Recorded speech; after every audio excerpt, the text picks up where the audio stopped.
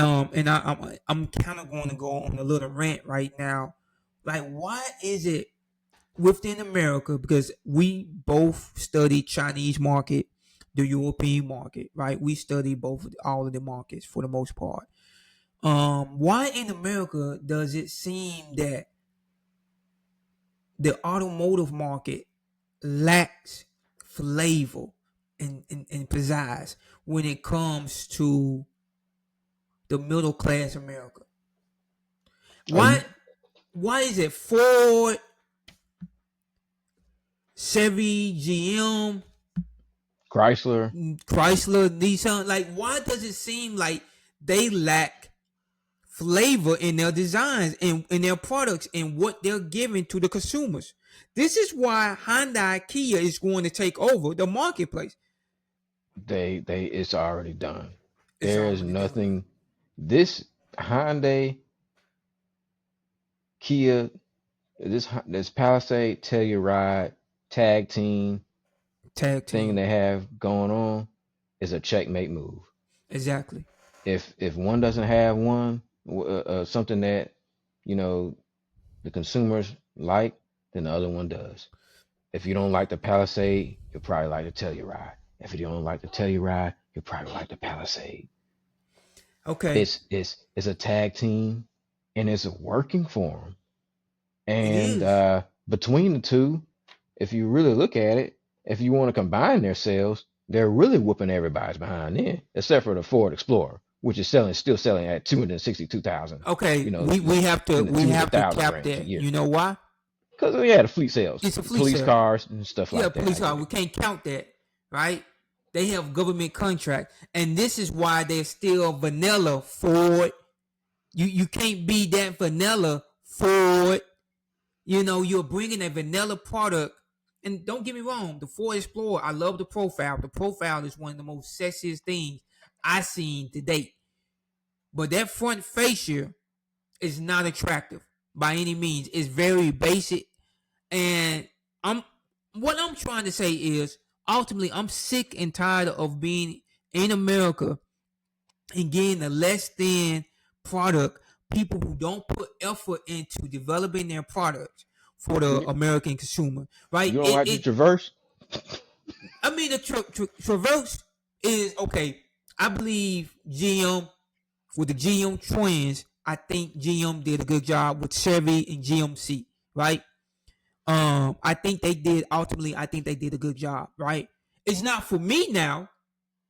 I mean, when I look at it, I don't see something that I want to drive, but at the same time, I do see something that kind of at least wows me, right? Now, the Arcadia, on the other hand, it does not wow me. The interior does. I'm not gonna sit up there and lie, right? The interior wows me, but as a whole package, exterior wise, it's a little bit vanilla. It's a little bit one of the mill type of design, right? It's nothing provocative, and that's my point, Kenya. Why is it taking career to enter into American market to show Americans how it's done, right? To Well, show Honda, Toyota how it's done. I'm tired of these vanilla run of the mill designs. That's all I have to say, and that's what I have to get off my chest. Now, Kenya. Now we talked about the reliability of the four cylinder. Okay, I'm gonna ask you this question. I already got my answer. It's already loaded, so I'm gonna ask you this question. Considering the current four-cylinder reliability issues, do you think the current V6 would have been a better option as a carryover in the all-new Telluride? Because you know they don't have the V6 option anymore in the Telluride, only in the I Palisade. have not heard anything good about the four cylinders. And one as a matter of fact, I was talking to one person Yeah. today, and they said, yeah, the four cylinders in those Hyundais and Kias are crap, and that's the reason why their warranty is so good for Hyundai Motor Group. They do offer one of the best warranties, if not the best warranty out there. And the reason they do that is because they know their four cylinders are just not gonna hold up anyway. Now, And so Chad, I want to cut you out for 1 second, Kenya. You gave me a hard time in the pre-recording about the Ford cylinder. I just want you to know that. Well, Oh, look, now you want man, to forget. look, You want to man, forget look, now. man, You look. want to forget. You supposed to rep your brand no matter You what. You know, you I'll want to be, forget. y- Hey, I'm gonna at least be man. honest. I'm gonna be honest. Like I'm gonna be honest. Like people, Hyundai Genesis is my brand, but I am not happy with them as a whole and what the products that they have been delivering when it comes to reliability. Their V6 is the most reliable powertrain that they have. V6s are usually pretty reliable. Yeah, You know, but yeah, inline sixes, V6s yeah. usually are pretty reliable. But But can you when you try forgive to me, turbo the heck out of a four cylinder and put it in a truck, man? you're Forget putting a about it. lot of strain on it. Yeah, you know, so yeah. Can you forgive me? But can you repeat what you said? You were talking to an individual that was telling you the same thing that I was telling you.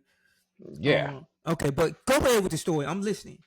No, that's just what he said. He was talking about how he wanted to buy his daughter a Hyundai and but he was talking about how the engine was crap and he had to do all this work on it. He likes to work on cars and stuff Mm, like that. And he had to do all this work on it and it's because the engines, you know, at least the four cylinders, he said specifically, the four cylinders, exactly. you know. He didn't say nothing about a V6s or nothing like that, you know, but he said the four cylinders, he said the same thing you said specifically, or Yes. have not been that good. So yeah, I understand what you're saying. Now, for the most part, I've heard nothing but good things about Hyundai. I mean, because most brands make good cars now. I mean, there's a few outliers out there, Fiats and Mini Coopers and you know Land Rovers and Yeah. but most of the brands, I mean, Hyundai is not the Hyundai that we used to know that made disposable cars, you know, 30 years ago, Yeah. you know.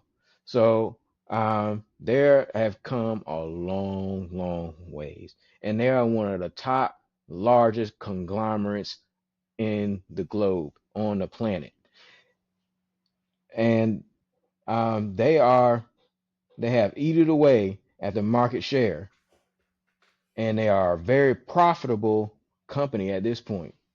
Can you? I love when you have faith. And and they want to be, and look, they are really putting their feet to they want to be the best. Like, look at how We well equipped the Palisade and the Telluride is. Who else is offering second row power seating, captain's chairs, power seats? And here's the thing that people don't notice, because what other automaker besides them has said to the consumers, lack of physical controls is not a good thing for you, so we're going to change it.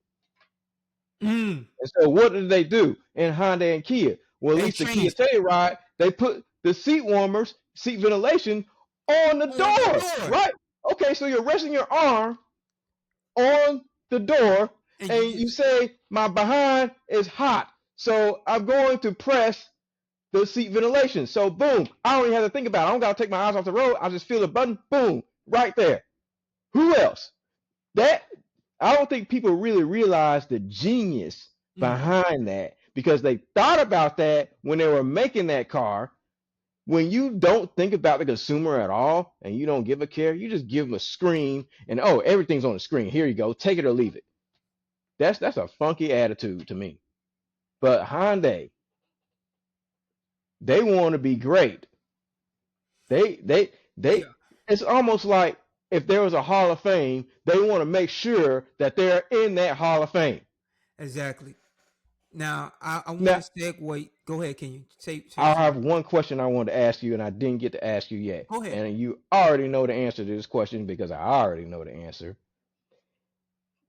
Right now, the Kia Telluride is number one as of 2025 and before and now 2026 model year. They are car and drivers number one. Mm-hmm. They are number one pick for car and driver Mm-hmm. right now. Okay. and they are definitely a car and driver 10 best, no doubt. Um, are they going to be able to maintain their status with this new generation, or is there going to be a threat to that? Because Honda just facelifted their Pilot. Okay. Listen, Kenya, this is a twofold question, and hear me out and hear my spirit. I don't know how dare you bring up the facelifted palette. That mundane vanilla wafer of a visual SUV design has nothing to do with this question whatsoever. So we're gonna eliminate that, right? Here's the thing: it's a twofold answer. The first question, the first fold of that answer is initially I think they are going to dominate the car of the year or the midsize SUV of the year initially. Here's the issue though. If they do not resolve that four-cylinder problem, historically, even in hybrid form, that four-cylinder, now we don't know if that's a new four-cylinder or a carryover four-cylinder.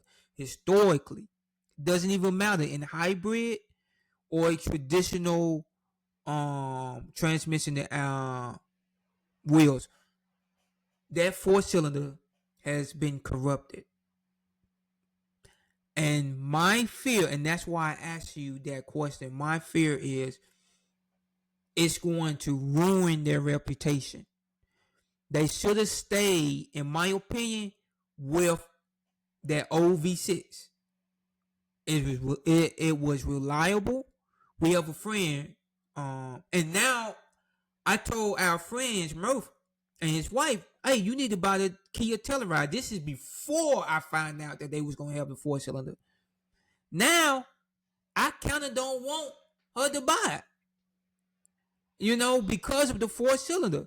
So unless it remain reliable in the year of by the end of the year of to 2027, then I think it's going to be removed From from the number one position. number one position. I believe it's going to remove. I think the Palisade is going to slowly go up there on the number one because the Palisade has a V6 option, albeit it's a little bit slower, but it's better on gas.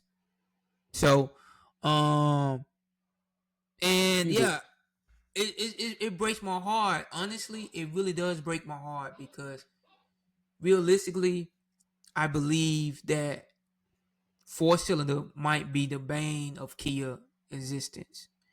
And it's really frightening. They have a great product and they put in a underpowered, over turboed, again, underpowered, over turbo four-cylinder But you have to remember they're going to have a hybrid powertrain too. with the So, same engine. yeah, I know. With the same engine. So it doesn't matter. It doesn't matter. Now the only vehicle that comes close to it, and I think in value, far as aesthetic, is the Jeep Grand Cherokee because it now has a special four-cylinder Hurricane engine in it. And I'm reading everything about the Jeep, and we're gonna close out. But I'm reading everything about the Jeep. I don't think the Jeep is gonna feel well either. The four-cylinder is underpowered but overpowered.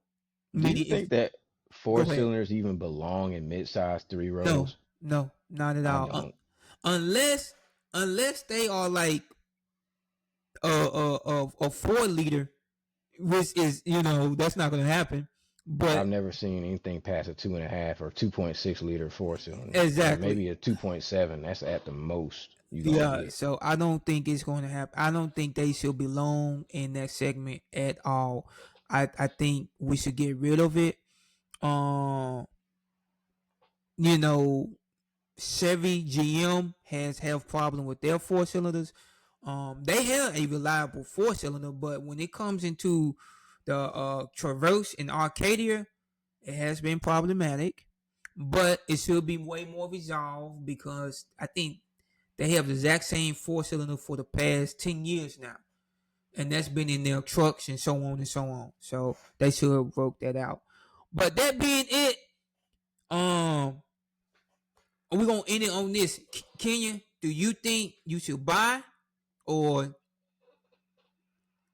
do you think you should walk away with the Kia Telluride?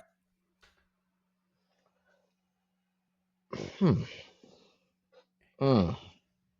I think the hybrid is worth buying. Hey man, I agree.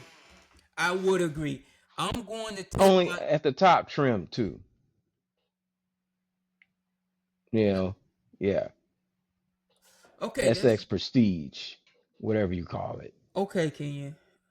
Kia. I'm gonna have to disagree with you on that. What? You said at the top trim. You Yes, topping the out Kia at Telluride is 50. amazing. Listen, I'm saying, okay. Hear me out in the spirit. Let's go to trim right below the top trim. Let's go there.